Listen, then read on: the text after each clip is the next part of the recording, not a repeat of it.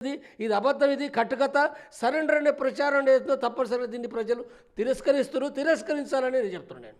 Sir Hidma మరణం వెనకాల ఎన్నో అనుమానాలు ఉన్నాయనేది కూడా మీరు చెప్పడం జరిగింది. అయితే ఎఫ్ఐఆర్ ముఖ్యంగా చూసుకుంటే దాంట్లో కూడా కొన్ని అనుమానాలు ఉన్నాయి అనేది కొంతమంది చెప్పడం జరిగింది. మరి మీరేం చెప్తారండి?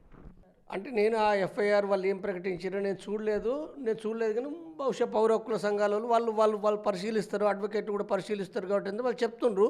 అంటే చెప్పేది అవుతుందో అంటే ఇప్పుడు ఎక్కడైతే ఒక తప్పును కప్పిపుచ్చుకోవడానికి ఒక అబద్ధం ఆడితే ఏంటంటే అవి 100 అబద్ధాలుగా ఏంటంటే బయటికి వస్తాయి. కాబట్టి అబద్ధాన్ని అతికించడానికి ప్రయత్నం చేయకూడదు అది. అంటే కాబట్టి ఇక్కడ పోలీస్ అధికారులు కూడా ఏంటంటే వాళ్ళు చెప్పే దాంట్లో బట్టి కూడా చాలా స్పష్టత లేదు, గందరగోళం. ఈ గందరగోళం మరిన్ని తప్పులు అవి పెరుగుతున్నాయి తప్ప తరగటం లేదు. అది రోజు రోజుకు వాళ్ళు చెప్పే మాటలు ఏవైతున్నాయో అది మరింత ప్రభుత్వ వ్యతిరేకంగా, అటు చంద్రబాబు ప్రభుత్వానికి వ్యతిరేకంగా మారుతుంది ఆంధ్రప్రదేశ్లో బట్ట, మరొక వంక కేంద్ర ప్రభుత్వానికి వ్యతిరేకంగా కూడా మారుతుంది. కాబట్టి ఈ అబద్ధాలు చెప్పడం ద్వారా సత్యాన్ని కప్పిపుచ్చడం అసాధ్యం అనే విషయాన్ని నేను చెప్పదలుచుకున్నాను. సార్ హిండా మరణం తరువాత మావోయిస్టులలో ఎలాంటి ప్రభావితం చూపిస్తుంది అంటారు?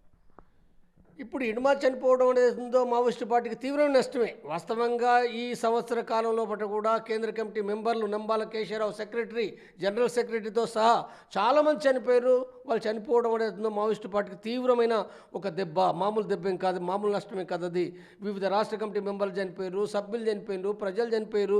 550 మందికి పైగా కూడా చనిపోవడం అనేది ఉందో మావోయిస్టు పార్టీ ఏదైతుందో అది ఒక రకంగా దానికి చాలా వాళ్ళని కట్టిపడేసిన విధంగా కూడా ఒక నష్టం జరుగుతుంది అది. ఇప్పుడు ఇడుమా కూడా అంటే చాలా యాక్షన్లకు నాయకత్వం వహించి ఒక ఇడుమా కూడా ఏంటంటే మావోయిస్టు పార్టీలో బట్టి కూడా ఒక అంటే గట్టి మొండి పట్టుదలగా ఉండి పోరాడుతున్న ఒక నాయకునిగా గుర్తింపు పొందిన నాయకుడు చనిపోవడం, ప్రత్యేకించి దండకారణ్యంలో ఆదివాసీ ప్రజలకు ఒక ఆరాధ్యమైన అభిమానమైన నాయకుడుగా, ఒక విశ్వాసం కలిగిన నాయకుడిగా చనిపోవడం అనేది అది మావోయిస్టు పార్టీకి లేదా దండకారణ్య ప్రజలకు అక్కడ పార్టీ కేడర్ కూడా అది తీవ్రమైన నష్టమే.